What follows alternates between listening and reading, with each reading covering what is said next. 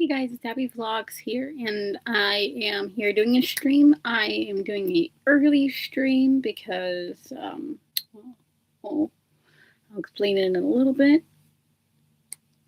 I need to take a sip of my drink first, which is over on my desk. Oh, hey Lucas! You must be off from work today or out of classes today.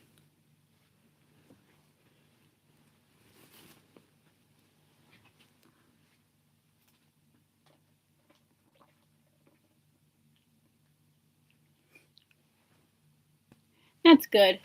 That's good that you're not working today.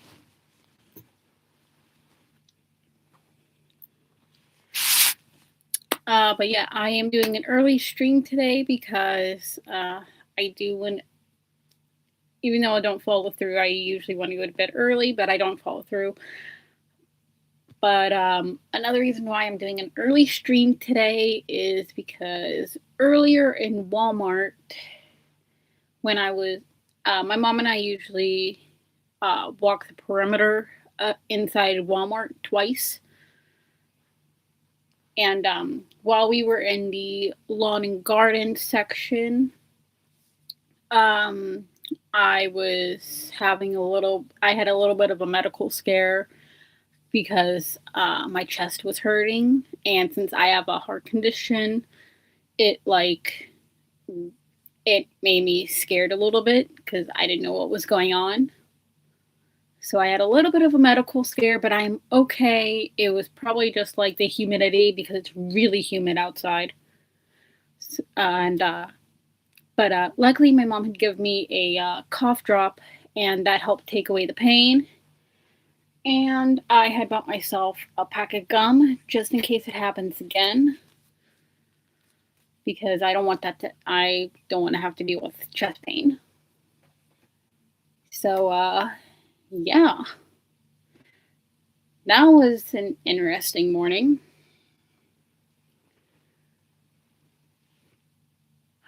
Yeah, it's in, let me see what it is here.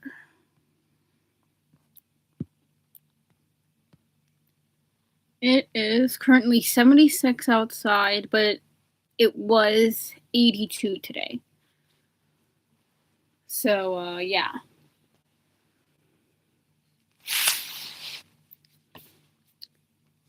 Oh yeah, and I did some things today, and I think it was yesterday. No, not yesterday. It was a couple days ago. I think Saturday or Friday or Saturday.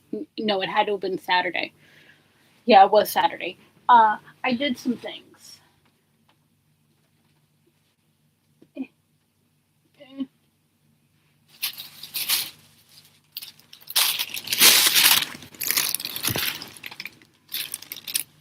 So do I. I know. That sucks. But yeah, I did some things. I got 2 books today, and I got 3 books on Saturday. I got more books. I have 45 to be read books. I have a problem. I have a problem with books. I have a problem.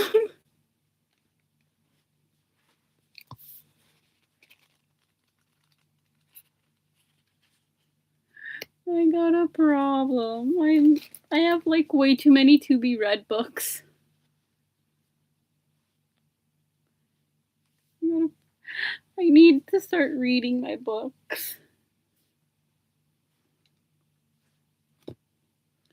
Yeah. I have a problem. I just got these 2 today, and I got these 3 Saturday. Goodness gracious. Wow. Yeah, the books that I got, these are the books that I got on Saturday. I got Where's Molly by H.D. Carlton. I got Five Brothers by Penelope Douglas. This is one that I've been wanting to read for like a while now because this looks so good. I can't be trusted in the romance section. I cannot be trusted in the romance section. Because I will legit buy so many romance books. And the last book that I got on Saturday was Butcher and Blackbird by Brynne Weaver, which is the first book in the trilogy, if I'm correct.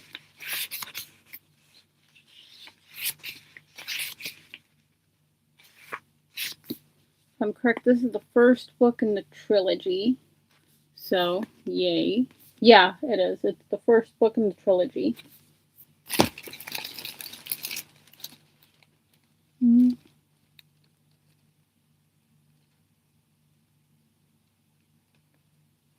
Oh, that's awesome. And then the 2 books that I got today, I got a book called Dear Reader by Tate James. I heard this is supposed to be a really good book. I heard this is supposed to be really good. And it has sprayed edges. I love sprayed edges. They're so pretty. And I got Your Favorite Scary Movie by Ashley Collins. And it's called Your Favorite Scary Movie, How the Scream Films Rewrote the Rules of Horror by Ashley Collins. And this is actually about the Scream movies, all 7 of them.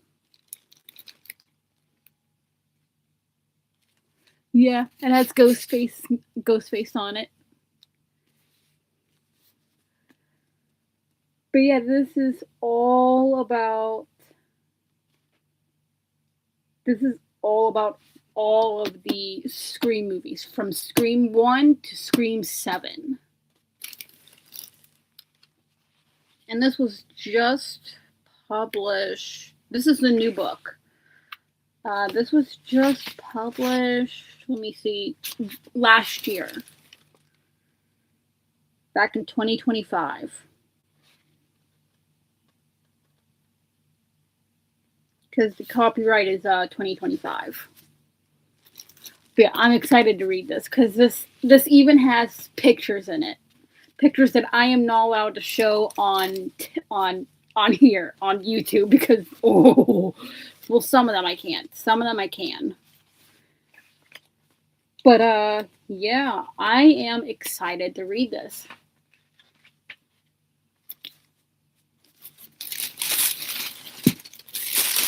But yeah, I have a problem with books and getting too many. Oh. I have a problem.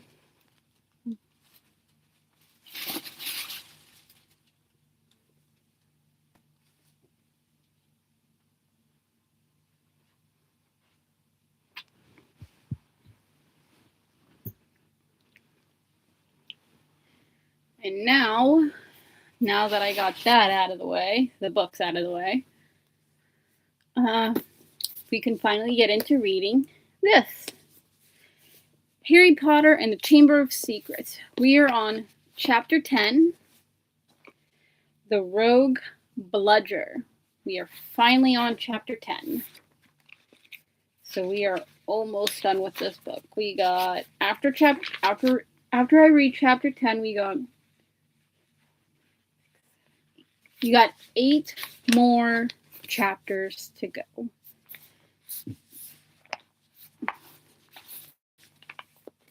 So, yeah, let's get right into it. Chapter 10, The Rogue Bludger. Since the disastrous episode of the Pixies, Professor Lockhart had not brought live creatures to class. Instead, he read passages from his books to them and sometimes reenacted some of the more dramatic bits. He usually picked Harry to help him with these reconstructions so far. Harry had been forced to play a simple Transylvanian villager whom Lockhart had cured of a babbling curse, a yeti with a head cold, and a vampire who had been unable to eat anything except lettuce since Lockhart had dealt with him. Harry was hauled to the front of the class during their very next defense against the dark arts lesson, this time acting a werewolf. If he hadn't had a very good reason for keeping Lockhart in a good mood, he would have refused to do it. Nice loud howl, Harry. Exactly, and then, if you'll believe it, I pounced like this, slammed him to the floor, thus with one hand. I managed to hold him down with my other. I put my wand to his throat. I then screwed up my remaining strength and performed the immensely complex amorphous charm. He let out a piteous moan. Go on, Harry. Higher than that. Good. The fur vanished, the fangs shrank, and he turned back into a man. Simple yet effective, and another village will remember me forever as the hero who delivered them from the monthly terror of werewolf attacks. The bell rang and Lockhart got to his feet. Homework: compose a poem about my defeat of the Wagga Wagga werewolf. Signed copies of Magical Me to the author of the best one. The class began to leave. Harry returned to the back of the room where Ron and Hermione were waiting. Ready? Harry muttered. Wait till everyone's gone, said Hermione nervously. All right. She approached Lockhart's desk, a piece of paper clutched tightly in her hand, Harry and Ron right behind her. Professor Lockhart, Hermione stammered. I wanted to get this book out of the library just for a background reading. She held out the piece of paper, her hand shaking slightly, but the thing is, it's in the restricted section of the library. So I need a teacher to sign for it. I'm sure it would help me understand what you said in Gadding with Goals about slow-acting venoms. Gadding with Goals, said Lockhart, taking the note from Hermione and smiling widely at her. Possibly my very favorite book. You enjoyed it? Oh, yes, said Hermione eagerly. So clever the way you chopped that last one with the tea strainer. Well, I'm sure no one will mind me giving the best student of the year a little extra help, said Lockhart warmly. And he pulled out an enormous peacock quill. Yes, nice, isn't it? He said, misreading the revolted look on Ron's face. I usually save it for book signings. He scrawled an enormous loopy signature on the note and handed it back to Hermione. So, Harry, said Lockhart, while Hermione folded the note with fumbling fingers and slipped it into her bag. Tomorrow's the first Quidditch match of the season, I believe. Gryffindor against Slytherin, is it not? I hear you're a useful player. I was a seeker, too. I was asked to try for the national squad, but preferred to dedicate my life to the erudition of the dark forces. Still, if you ever feel the need for a little private training, don't hesitate to ask. Always happy to pass on my expertise to less able players. Harry made an indistinct noise in his throat and then hurried off after Ron and Hermione. I don't believe it, he said as the three of them examined the signature on the note. He didn't even look at the book we wanted. That's because he's a brainless git, said Ron. But who cares? We've got what we needed. He is not a brainless git, said Hermione shrilly as they half ran toward the library. Just because he said you were the best student of the year. They dropped their voices as they entered the muffled stillness of the library. Madame Pince, the librarian, was a thin, irritable woman who looked like an unnerved vulture. Most potent potions, she repeated suspiciously, trying to take the note from Hermione, but Hermione wouldn't let go. I was wondering if I could keep it, she said breathlessly. Oh, come on, said Ron, wrenching it from her grasp and thrusting it at Madame Pince. We'll get you another autograph. Lockhart will sign anything if it stands still long enough. Madame Pince held the note up to the light as though determined to detect a forgery, but it passed a test. She stalked away between the lofty shelves and returned several minutes later carrying a large and moldy-looking book. Hermione put it carefully into her bag and they left, trying not to walk too quickly or look too guilty. 5 minutes later, they were barricaded in Moaning Myrtle's out-of-order bathroom once again.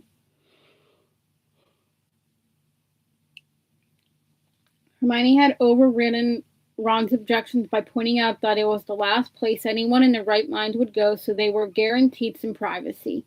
Moaning Myrtle was crying noisily in her stall, but they were ignoring her and she them. Hermione opened most potent potions carefully, and the three of them bent over the damp, spotted pages. It was clear from a glance why it belonged in the restricted section.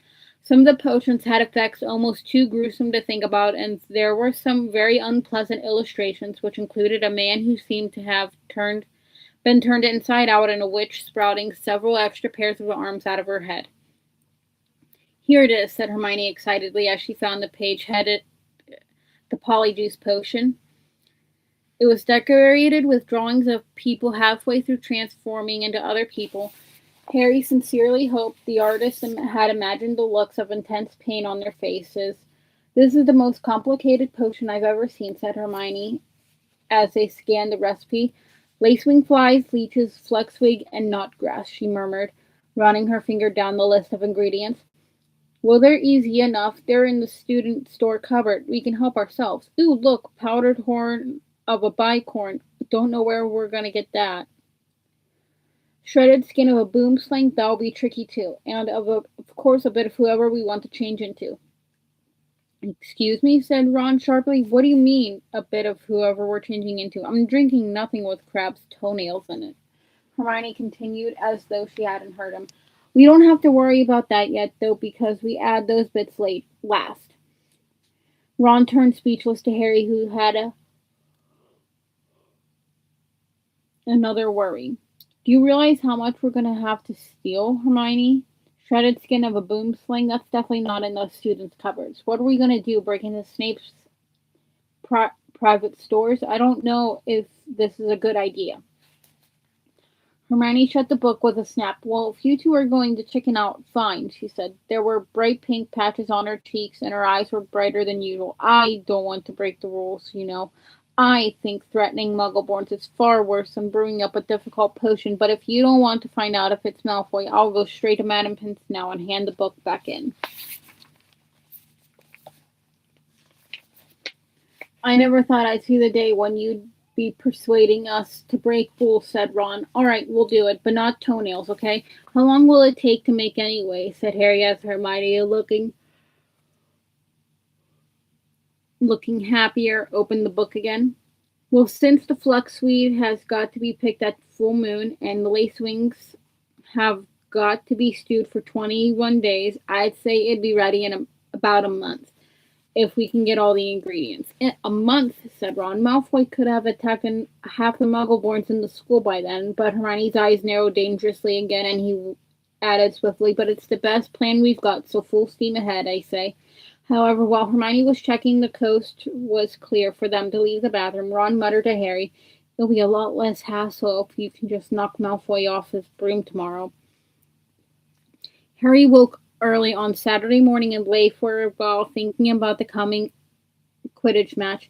He was nervous mainly at the thought of what Wood would say if Gryffindor lost, but also at the idea of facing a team mounted on the fastest racing brooms gold could buy.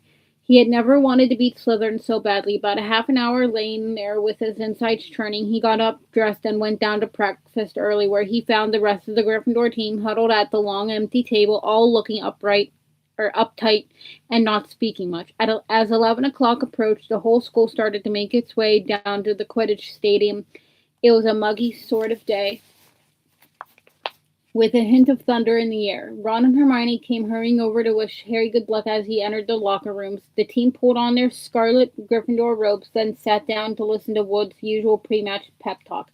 Slytherin has better brooms than us, he began. No point denying it, but we've got better people on our brooms. We've trained harder than they have. We've been flying in all weathers. Too true, muttered George Weasley. I haven't been properly dry since August. And we're going to make them rue the day they let that little bit of slime Malfoy buy his way onto their team. Chest heaving with emotion, Wood turned to Harry. It'll be down to you, Harry, to show them that a seeker has to have something more than a rich father. Get to that snitch before Malfoy or die trying, Harry, because we've got to win today. We've got to. So no pressure, Harry, said Fred, winking at him. As they walked out onto the pitch, a roar of noise greeted them, mainly cheers because Ravenclaw and Hufflepuff were anxious to see Slytherin beaten. But the Slytherins in the crowd made their boos and hisses heard, too. Madam Hooch, the Quidditch teacher, asked Flint and Wood to shake hands, which they did, giving each other threatening stares and gripping rather harder than was necessary. On my whistle, said Madam Hooch. 3, 2, 1. With a roar from the crowd to speed them upward, the 14 players rose toward the leaden sky. Harry flew higher than any of them, squinting around for the snitch.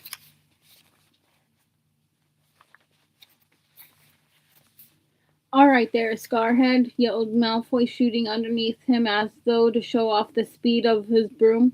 Harry had no time to reply. At that very moment a heavy black bludger came pelting toward him. He avoided it so narrowly that he felt it ruffle his hair as it passed. "Close one, Harry," said George, streaking past him with his club in his hand, ready to knock the bludger back toward a Slytherin. Harry saw George give the bludger a powerful whack in the direction of Adrian Puncy. But the bludger changed direction in mid-air and shot straight for Harry again. Harry dropped quickly to avoid it, and George managed to hit it hard toward Malfoy. Once again, the bludger swerved like a boomerang and shot at Harry's head. Harry put on a burst of speed and zoomed toward the other end of the pitch. He could hear the bludger whistling along behind him. What was going on? Bludgers never concentrated on one player like this. It was their job to try and unseat as many people as possible. Fred Weasley was waiting for the bludger at the other end. Harry ducked as Fred swung at the bludger with all his might. The bludger was knocked off course. "Gotcha," Fred yelled happily, but he was wrong. As though it was magnetically attracted to Harry, the bludger pelted after him once more, and Harry was forced to fly off at full speed. It had started to rain. Harry felt heavy drops fall onto his face, splattering onto his glasses. He didn't have a clue what was going on in the rest of the game, until he heard Lee Jordan, who was commentating, say, "Slytherin lead, 60 points to 0. The Slytherin's superior brooms were clearly doing their jobs, and meanwhile the mad bludger was doing all it could to knock Harry out of the air. Fred and George were now flying so close to him on either side that Harry could see nothing at all except their flailing arms and had no chance to look for the snitch, let alone catch it. "Someone's tampered with this bludger," Fred grunted, swinging his bat with all his might as it launched a new attack on Harry. "We need time out," said George, trying to signal to Wood and stop the bludger breaking Harry's nose at the same time.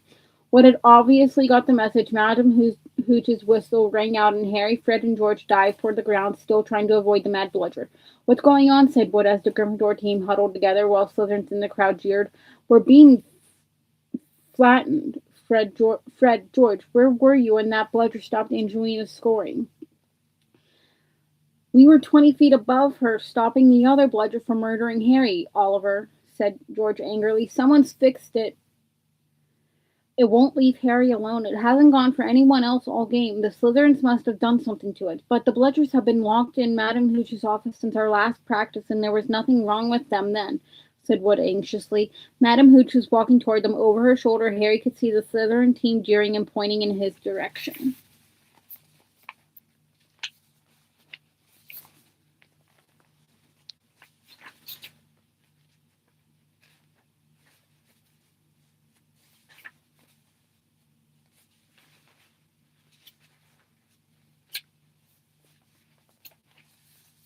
"Listen," said Harry as she came nearer and nearer. "With you two flying around me all the time, the only way I'm going to catch this snitch is if it flies up my sleeve. Go back to the rest of the team and let me deal with the rogue one." "Don't be thick," said Fred. "It'll take your head off." Wood was looking from Harry to the Weasleys.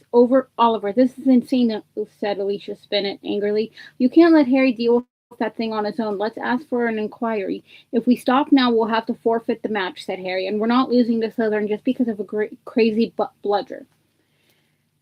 "Come on, Oliver, tell them to leave me alone." "This is all your fault," George said angrily to Wood. "Get to snitch or die trying. What a stupid thing to tell him." Madam Hooch joined them. Ready to resume play? She asked Wood. Wood looked at the determined look on Harry's face. All right, he said. Fred, George, you heard Harry. Leave him alone and let him deal with the bludger on his own.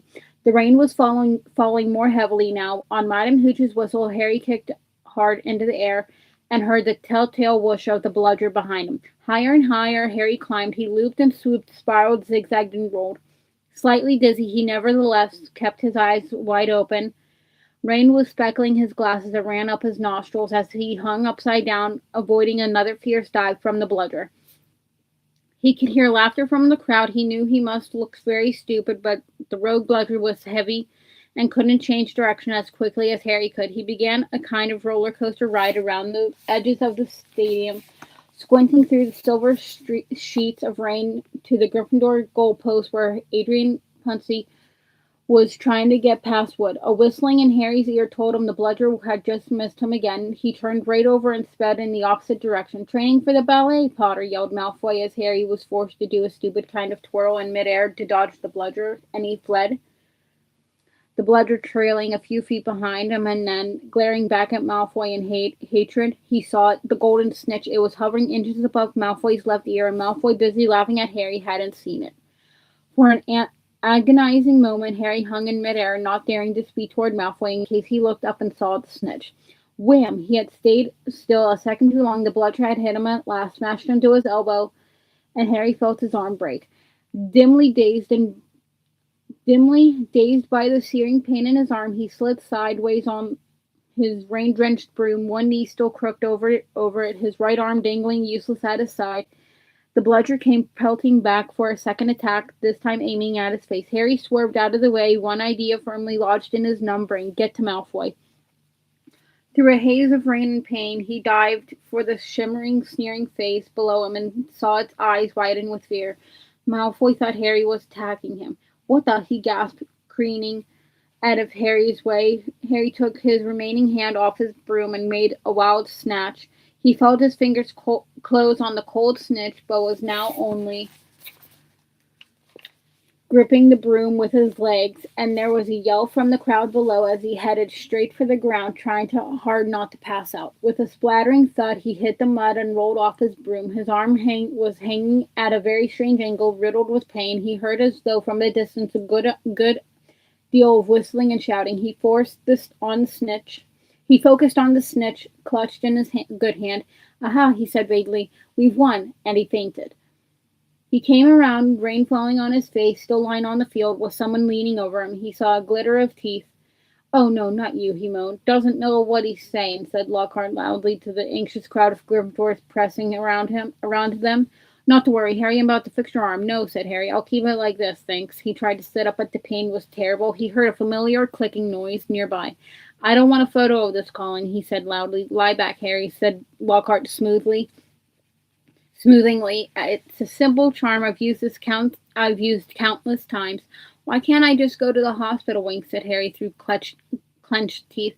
He should really, Professor, said a muddy Wood who couldn't help grinning even though his seeker was injured. Great capture, Harry. Really spectacular. Your best yet, I'd say. Though the thicket of legs around him, Harry spotted Fred and George Weasley wrestling the rogue bludger into a box. It was still putting up a terrific fight.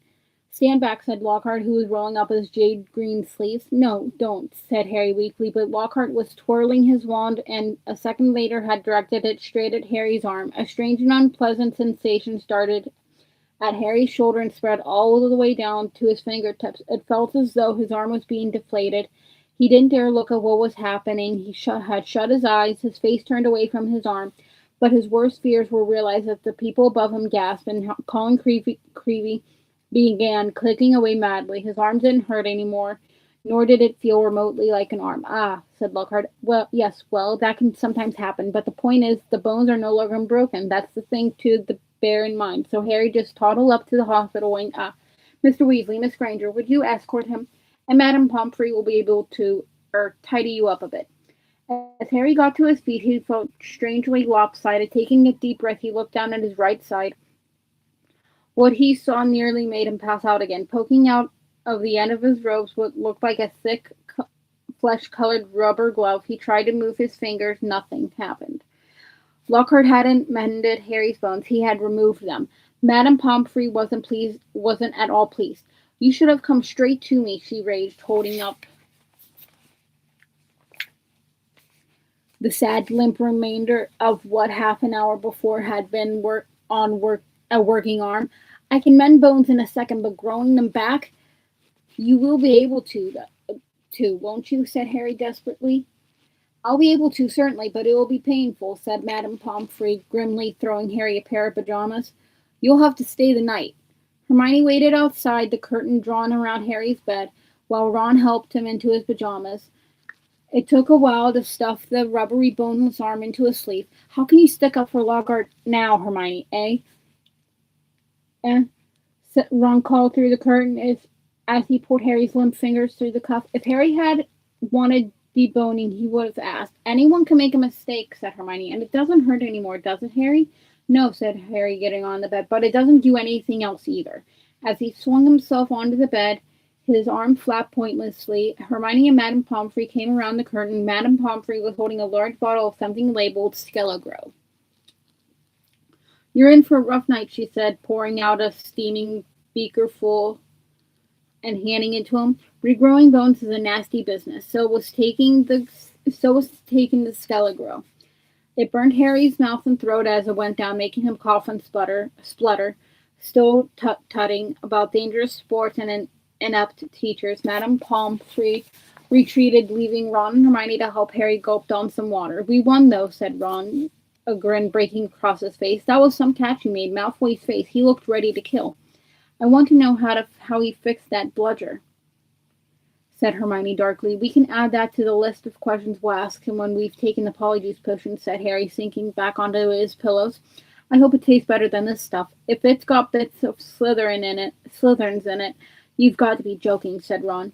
The door of the hospital wing burst open at that moment. Filthy and soaking wet, the rest of the Gryffindor team had arrived to see Harry. Unbelievable flying, Harry, said George. I've just seen Marcus Flint yelling at Malfoy, something about having the snitch on top of his head and not noticing. Malfoy didn't seem too happy. They had brought cake, sweets, and bottles of pumpkin juice. They gathered around Harry's bed and were just getting started on what promised to be a good party when Madame Pomfrey came storming over, shouting, This boy needs rest. He's got 33 bones to regrow. Out, out. And Harry was left alone with nothing to distract him from the stabbing pains in his limp arm. Hours and hours later, Harry woke quite suddenly in the pitch blackness and gave a small yelp of pain. His arm now felt full of large splinters. For a second he thought that was what had woken him. Then, with a thrill of horror, he realized that someone was sponging his forehead in the dark. Get off, he said loudly, and then, Dobby. The house elf's goggling tennis ball eyes were peering at Harry through the darkness. A single tear was running down his long, pointed nose. Harry Potter came back to school, he whispered miserably. Dobby warned and warned Harry Potter. Sir, why didn't you heed Dobby? Why didn't Harry Potter go back home when he missed the train? Harry heaved himself up on his pillows and pushed Dobby's sponge away. What are you doing here? He said. And how did you know I missed the train? Dobby's lip trembled and Harry was seized by a sudden suspicion. It was you, he said. You stopped the barrier from letting us through. Indeed, yes, sir, said Dobby, nodding his head vigorously, ears flapping. Dobby hadn't watched for Harry Potter and sealed the gateway, and Dobby had to iron his hands afterward. He showed Harry 10 long bandaged fingers, but Dobby didn't care, sir, for he thought Harry Potter was safe, and never did Dobby dream that Harry Potter would get to school another way. He was rocking backward and forward, shaking his ugly head. Dobby was so shocked when he heard Harry Potter was back at Hogwarts he let his master's dinner burn. Such a flogging Dobby had never had, sir. Harry slumped back onto his pillows. You nearly got Ron and me expelled, he said fiercely. You'd better get lost before my bones come back, Dobby, or I might strangle you. Dobby smiled weakly. Dobby is used to death threats, sir. Dobby gets them 5 times a day at home. He blew his nose in a corner of the filthy pillowcase he wore, looking so pathetic that Harry felt his anger ebb away in spite of himself. Why do you wear that thing, Dobby? He asked curiously. This, sir, said Dobby, plucking at the pillowcase. 'Tis a mark of the house elf's enslavement, sir. Dobby can only be freed if his masters present him with clothes, sir. The family is careful not to pass Dobby even a sock, sir, for then he would be free to leave their house forever. Dobby it, mopped his bulging eyes and said suddenly, Harry Potter must go home. Dobby thought his bludger would be enough to make your bludger, said Harry, anger rising once more. What do you mean, your bludger? You made that bludger try and kill me? Not kill you, sir. Never kill you, said Dobby, shocked.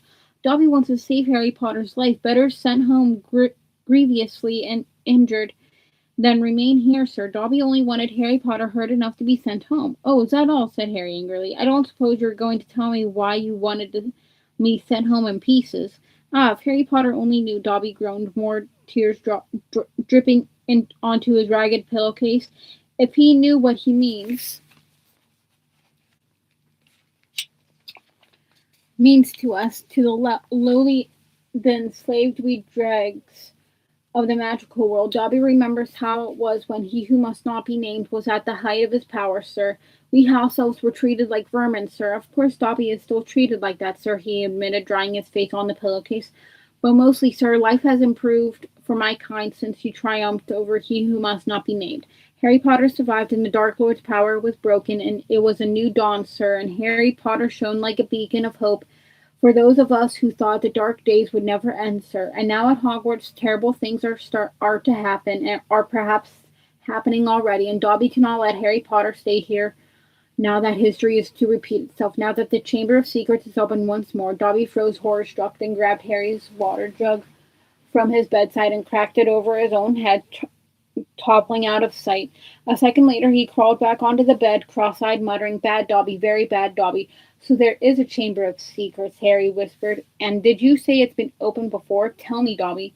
He seized the elf's bony wrist as Dobby's hand inched toward the water jug. But I'm not Muggle-born. How can I be in danger from the chamber? Ah, sir, ask no more of poor Dobby, stammered the elf, his eyes huge in the dark. Dark deeds are planned in this place, but Harry Potter must not be here when they happen. Go home, Harry Potter, go home. Harry Potter must not meddle in this, sir. 'Tis too dangerous. Who is it, Dobby? Harry said, keeping a firm hold on Dobby's wrist to stop him from hitting himself with the water jug again. Who's opened it? Who opened it last time? Dobby can't, sir. Dobby can't. Dobby mustn't tell, squealed the elf. Go home, Harry Potter, go home. I'm not going anywhere, said Harry fiercely. One of my best friends is Muggleborn. She'll be first in line if the chamber really has been opened. Harry Potter risks his own life for his friends, moaned Dobby in a kind of miserable ecstasy. So noble, so valiant. But he must save himself, he must. Harry Potter must not. Dobby suddenly froze his bed, ears quivering. Harry heard it too. There were footsteps coming down the passageway outside. Dobby must go, breathed the elf, terrified. There was a loud crack and Harry's fist was suddenly clenched on thin air. He slumped back into bed, his eyes on the dark doorway to the hospital wing as the footsteps drew nearer. Next moment, Dumbledore was backing into the dormitory, wearing a long woolly dressing gown and a nightcap. He was carrying one end of what looked like a statue. Professor McGonagall appeared a second later, carrying its feet. Together they heaved it onto a bed. Get Madame Pomfrey, whispered Dumbledore, and Professor McGonagall hurried past the end of Harry's bed, out of sight. Harry lay quite still, pretending to be asleep. He heard urgent voices, and then Professor McGonagall swept back into view, closely followed by Madame Pomfrey, who was pulling a cardigan on over her nightdress. He heard a sharp intake of breath. What happened, Madame Pomfrey whispered to Dumbledore, bending over the statue on the bed.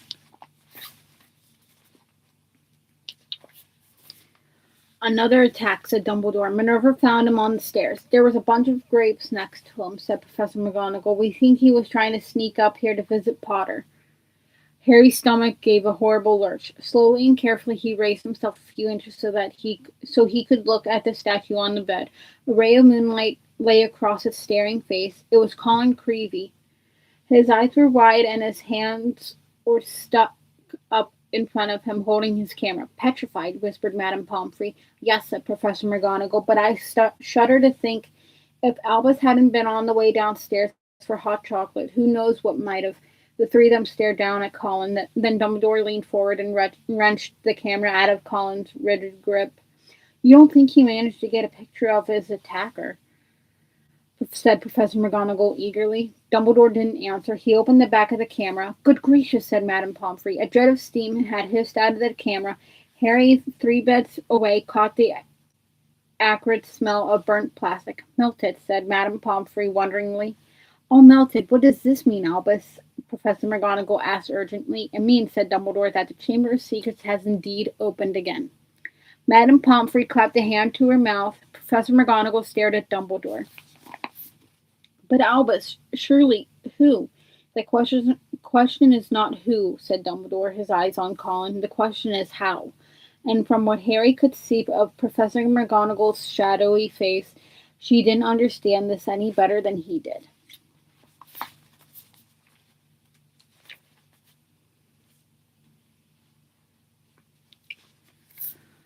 So that is all for this stream. Next stream, I will be reading chapters 11 and 12.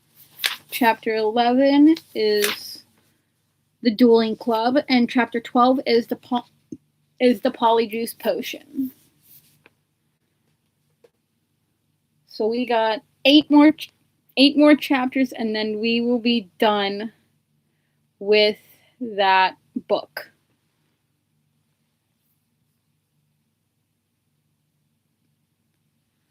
So yeah, that is it for tonight. And then once we are done with this book, I will get into the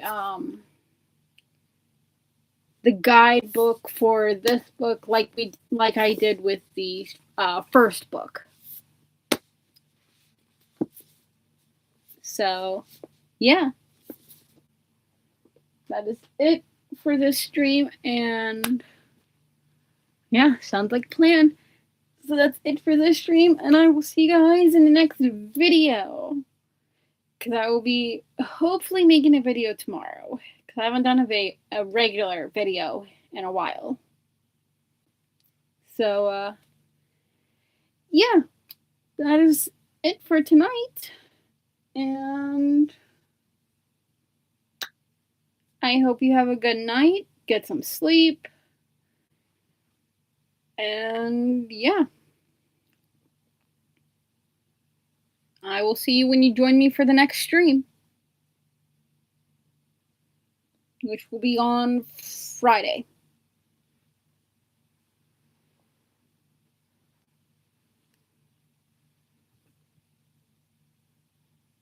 So,